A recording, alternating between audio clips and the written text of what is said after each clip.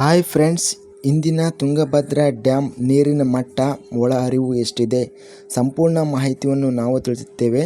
ತುಂಬ ಸ್ನೇಹಿತರು ಚಾನಲನ್ನು ಸಬ್ಸ್ಕ್ರೈಬನ್ನು ಮಾಡದೆ ವಿಡಿಯೋವನ್ನು ನೋಡ್ತಾ ಇದ್ದರೆ ದಯವಿಟ್ಟು ಚಾನಲನ್ನು ಸಬ್ಸ್ಕ್ರೈಬನ್ನು ಮಾಡಿಕೊಳ್ಳಿ.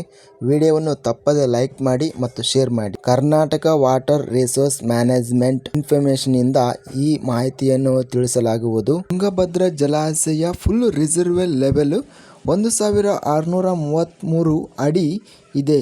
ಇದಕ್ಕೆ ಇಂದು ಪ್ರಸ್ತುತ ರಿಸರ್ವೇರ್ ಲೆವೆಲ್ 1631.90 ಅಡಿ ನೀರು ಏರಿಕೆ ಆಗಿದೆ. ಗರಿಷ್ಠ ಜಲಾಶಯ ಸಾಮರ್ಥ್ಯ 105.78 TMCಯನ್ನು ಹೊಂದಿದೆ. ಇಂದಿನ ತುಂಗಭದ್ರಾ ಜಲಾಶಯ ಸಾಮರ್ಥ್ಯ 101.38 TMC ನೀರು ಏರಿಕೆ ಆಗಿದೆ.